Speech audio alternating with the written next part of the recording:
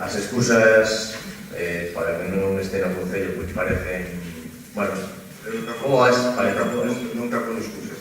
Non son excusas, son, non sei como chamarle. Iso de subvencións, de que, bueno, que ao final os ingresos non se cubriron porque había unhas subvencións que se pensaban cobrar e non se cobraron. Bueno, isto é papel mollado, porque as subvencións si se cumplen os requisitos para pedidas, se conceden, senón non se conceden.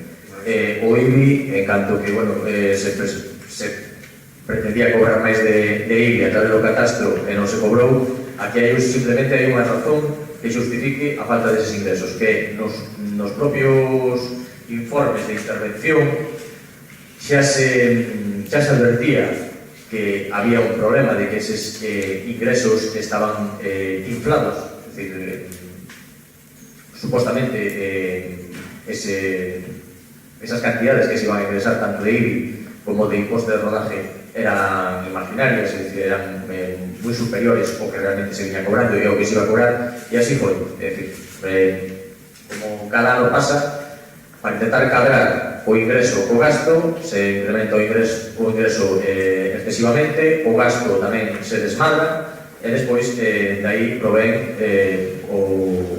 eses resultados negativos orzamentarios.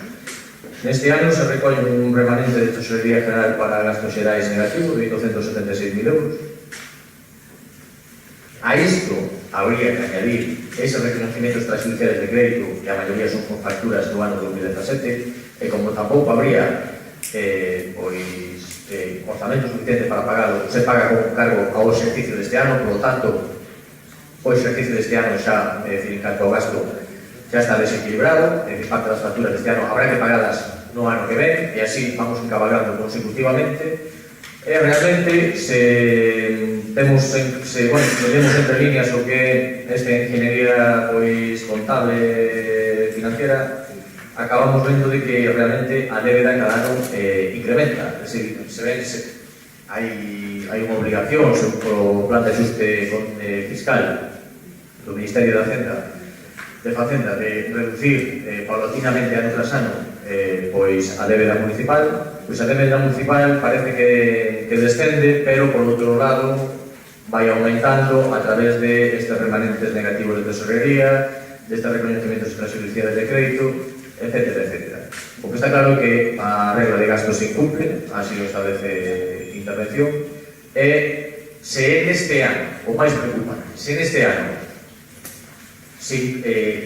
o remanente de tesorería é negativo, non queremos pensar como vai ser o ano que ven a volta das eleccións. É dicir, aí os ingresos serán os mesmos que sempre, pero os gastos entendemos que debido a esa campaña electoral ou pre-campaña electoral se van a disparar. Isto únicamente deixa as luces a desastrosa política económica que leva a cabo o PP no Concello de Mos. Entendemos que a señora Lidia Arévalo quixera estar presente porque isto é un exemplo de xestión nefasta. Nefasta que hipoteca a todos os veciños, que lle obligará a asumir esta débeda e que probablemente implique unha subida de impostos. Por qué? Porque ao ter que pagar a débeda habrá que recaudar máis. Non haber onde tirar de recaudar os ingresos ou servicios, habrá que incrementar o imposto. E os impostos van a vir de dúas partes: o incremento de IBI e incremento de imposto de tracción mecánica de vehículos, imposto de rodaje. Se non, tempo o tempo, xa miraremos se se cumple ou non se cumple. Fai o seu informe, mándase a administración, pero nos adiantamos o dinero, porque ao mellor ese dinero tarda 5 meses en llegar, pero o comprador quere cobrar, a 2 ou 3 meses quere cobrar. Só con ese dato, se han dado datos de IBI e nada máis, só con ese dato de que nos cobramos 700.000 euros a día 31 de diciembre, se ha cambiado rotundamente a tropea de papel que teníamos. Se iso por acerto, para que se fai o plan financiero. Segundo, porque os proveedores están tardando máis de 3 meses o plazo en cobrar, é dicir, están cobrando incluso algúns a unha novista, é dicir, esa non é unha excusa, porque realmente os proveedores sin cobrar, ainda que digas que se están pagando unha vez se certifica a obra, que tampouco é certo. Ese realmente se deben a gastos non planificados que se meten a maiores incumplindo o orzamento e a planificación.